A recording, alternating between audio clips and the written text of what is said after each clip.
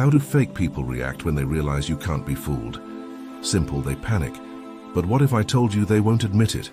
They won't apologize. They won't take responsibility. Instead, they shift tactics, playing the victim, twisting your words and turning others against you, all while acting innocent. They don't attack head-on. They operate behind the scenes, planting doubt, bending reality and waiting for you to break. And by the time you notice, they've already set their trap. But here's the truth. You don't need to fight back or prove anything. The real power isn't in battling every lie. It's in staying unshaken, unreadable, and untouchable. So how do fake people react when they know they've lost control? And how do you ensure they never get it back? Stay until the end, because the last one is the most dangerous of all. But before we dive in, pay attention to this story. It will help you better understand the wisdom in this material. The story of Oliver. Oliver had always been trusting. He believed in giving people chances, assuming everyone had good intentions. But over the years, he noticed something strange. Whenever he believed in someone too easily, they took advantage of him. Whenever he trusted words instead of actions, he ended up disappointed. Whenever he let things slide, people mistook his kindness for weakness. One day, after being deceived yet again, Oliver visited his grandfather, wise old man known for his deep understanding of human nature. "Grandfather," Oliver said, "I don't understand. The moment I stop being naive, people start acting cold.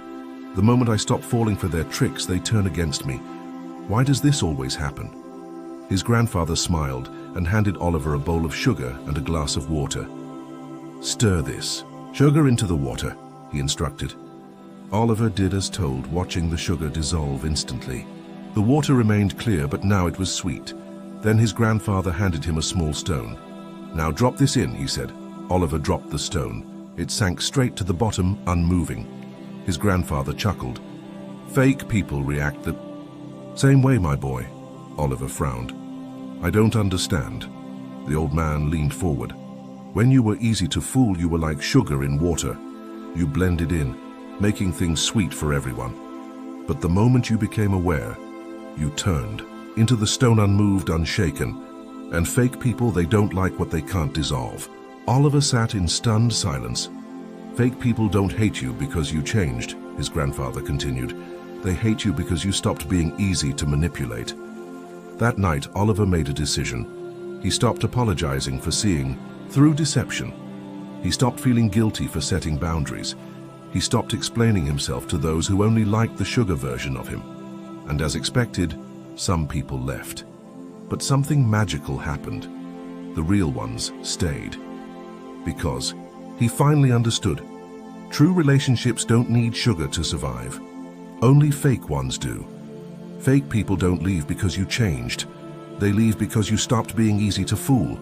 The moment they realize their tricks no longer work, they get defensive. When you call them out, they act offended.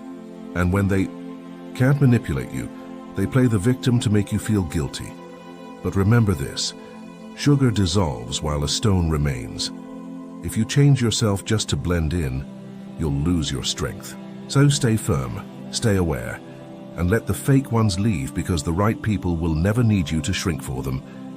Before we begin with the first lesson, if you find these videos helpful, I encourage you to subscribe and turn on notifications to stay updated on the latest content. Number 1, they get defensive. Let's talk about what happens when fake people realize you're not easy to fool. They get defensive. Instead of admitting their deception, instead of owning up to their manipulation, they double down. They twist the truth, shift blame, and try to make you feel like the problem. Why? Because admitting they were wrong would mean losing control over you. Here's the truth. People who deceive others rarely admit it. They justify it. They'll say things like, "You're overreacting," or "That's not what I meant," or "You're just misunderstanding me." But pay attention, it's not an apology. It's a defense mechanism. Because in their mind, the worst thing isn't being wrong, it's being exposed. Think of it like a cornered animal. When a snake feels trapped, it doesn't apologize, it strikes. Fake people do the same. The moment they sense you see through their lies, they panic. They attack with words, play the victim, or even turn the blame back on you. But remember, their defensiveness isn't strength, it's fear. They're afraid of being seen for who they really are. This is where Stoic wisdom comes in. Seneca once said, "A wise man owns his faults, but a fool buries them in excuses." The difference between real and fake people is simple. Real people take responsibility. Fake ones run from it. If someone can't own their mistakes, if they always have an excuse ready, they're not honest. They're just trying to escape accountability. Remember dealing with someone who always had a way of twisting reality. One day they got caught lying. Instead of admitting it, they laughed and said, "Wow, you're really making a big deal out of nothing." That's when it hit me. They weren't denying the lie, they were just shifting focus. They wanted to make me feel guilty for calling them out, but I didn't fall for it. I simply said, "I see what you're doing." That was it. No argument, no explanation, and you know what? They had nothing left to say, because the moment you stop reacting, you take away their power. So how do you handle people like this? First, don't engage in their excuses. If someone won't own their mistakes, don't waste time debating them. Second, let your silence speak. You don't need to argue, just recognizing the truth is enough. And finally, walk away from those who refuse to grow. If someone can never admit fault, they'll never change. At the end of the day, a person who gets defensive instead of honest isn't someone you can trust. Let them dig their hole of excuses while you walk away with your peace. Number 2, they play the victim. Let's talk about one of the most manipulative tactics fake people use. When they realize you're not falling for their games, they play the victim. When their lies, deception, and manipulation don't work, they don't apologize or change. Instead, they flip the script. Suddenly, they're the ones who've been wronged. They act as if you've treated them unfairly, twisting reality to make themselves look innocent, and you, the aggressor. Insight. 3, they try to guilt trip. One of the most draining tactics fake people use is guilt tripping. When they realize they can't manipulate you through direct control, lies, or playing the victim, they resort to guilt. Because if they can't change your mind with logic, they'll try to weaken it with emotions. Here's the truth. Guilt tripping isn't about fairness, it's about control. They'll say things like, "After everything I've done for you, this is how you treat me. I guess I just won't ask for help anymore. I thought you cared, but clearly I was wrong." But pay attention, these aren't real concerns. They're tactics. They don't care about how you feel. They care about making you doubt yourself just enough to give in. Think of it like emotional handcuffs.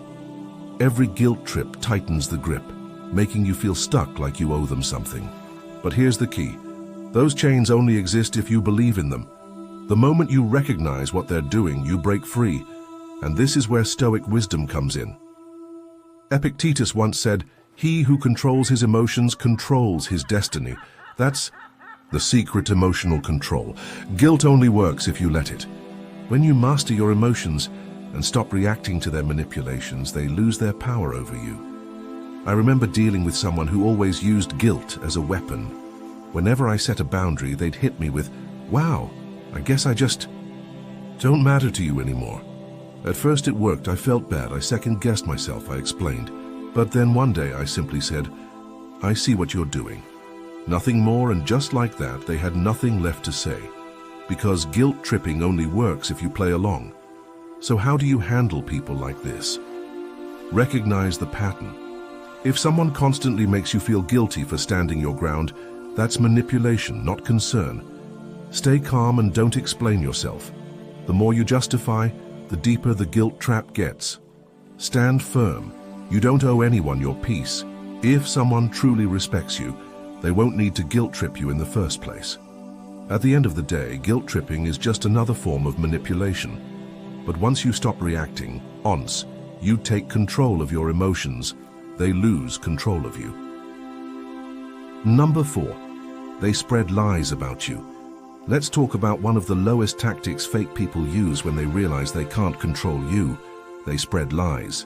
When direct manipulation fails, when guilt tripping no longer works, and when they see you standing firm, they resort to controlling how others perceive you. It's not enough for them to have no power over you. They want to make sure others turn against you too. Here's the truth. People who can't control you will try to control your reputation. They whisper behind your back, carefully weaving stories that paint them as the victim and you as the villain. They won't attack directly. Instead, they plant seeds of doubt. They make vague statements like, "I don't want to say too much, but people should really know what they're like." They drop hints, hoping others will take the bait and spread the rumors for them. And before you know it, a lie repeated enough times starts to sound like the truth.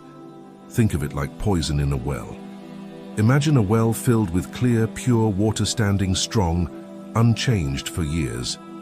Then one day, someone drops a single drop of poison into it. At first, nothing seems different. The water looks the same. But over time, people hesitate to drink from it. They whisper, "I heard it's not safe anymore." Some believe it, some don't. But one thing is certain, the damage is done. This is exactly how false rumors work. They start as a single lie, but if left unchecked, they spread and contaminate how others see you. And this is where Stoic wisdom comes in. Marcus Aurelius once said, "Truth stands even if there be no public support. It is self-sustained." Lies may spread quickly, but they are weak. They require constant effort to maintain. The truth, on the other hand, stands on its own, waiting for those willing to see it. I once had someone in my life spread false stories about me the moment they realized they couldn't control me. At first I wanted to fight back, to defend myself, to set the record straight. But then I stopped. Instead of chasing every rumor, I focused on staying true to myself. And something interesting happened. The people who truly knew me didn't believe the lies. They saw the inconsistencies, the gaps in the story. Over time, the truth revealed itself, and the person who tried to ruin my reputation ended up exposing their own. That's the thing about deception. It always unravels. So how do you deal with people like this? First, don't waste time defending yourself to those who never asked for your side. The people who matter will see the truth, and the ones who believe lies were never in your corner to begin with. Second, let your actions do the talking. A strong reputation isn't built on words, it's built on consistency. And finally, remember that time exposes everything. The louder they spread their lies, the harder they'll fall when the truth comes out. At the end of the day, you don't need to chase down every false story. Let them talk. Let them spread their poison. Because the truth is like a well, it cannot stay contaminated forever. Eventually, the water clears, and the liars are left drinking their own. Number 5. They suddenly act overly nice. Let's talk about a strange shift in behavior that happens when fake people realize their usual tricks aren't working. They suddenly act overly nice. At first, they tried to manipulate you, guilt trip you, or spread lies. But when none of that worked, they switched tactics. Instead of being cold or distant, they start showering you with flattery, excessive kindness, and fake concern. Here's the truth. When someone who once tried to control you suddenly becomes overly nice, it's not kindness, it's strategy. They're not being genuine. They're testing if they can win back your trust. They'll say things like, "I've been thinking a lot and I just want to make things right with you. I never appreciated you enough before, but now I see how much you mean to me. You're amazing. I don't know why we ever had problems." At first it might feel good to hear these words, but if you look closer, you'll notice something missing: accountability. They aren't apologizing for past behavior or admitting their faults. They're just trying to soften you up so they can regain control. Think of it like a hunter setting a trap. If they chase an animal, it runs. So instead, they leave out food, something sweet and tempting. The animal lets its guard down, thinking it's safe, until the trap snaps shut. This is how fake kindness works. When direct control fails, manipulators switch to baiting you with charm, compliments, and fake affection. But their goal isn't connection, it's capture. And this is where Stoic wisdom comes in. Seneca once said, "The flatterer's object is to please, not to benefit." Real kindness has no hidden agenda, but flattery always comes with strings attached. If someone's sudden niceness feels off, Trust your instincts, because genuine people don't need to switch tactics to keep you. I remember dealing with someone who tried to manipulate me for a long time. When I stopped falling for their games, they suddenly changed overnight. They started complimenting me, acting as if they had just realized my worth. At first, I almost believed it until I noticed something strange. They never acknowledged what they had done before. No apologies, no responsibility. Just sweet words designed to pull me back in. That's when I knew this wasn't kindness. It was calculation. And the moment I stopped responding, their niceness vanished just as quickly as it appeared. So how do you handle people like this? First, recognize the pattern. If someone switches from being manipulative to overly kind, question their motives. Second, don't let flattery cloud your judgment. Just because they say nice things doesn't mean they've changed. Finally, trust consistency, not words. Real people don't need to overcompensate to prove they care. At the end of the day, fake kindness is just another form of manipulation. When someone who once tried to control you suddenly starts acting sweet, ask yourself, is this real or just another trick? Because true kindness doesn't need an agenda, it just is. If you've watched this far, leave a comment with "Thank God" and give this video a like. Your support means a lot and keeps me motivated to create more content. I hope you find inspiration in these videos and that we continue learning together. Thank you for your support.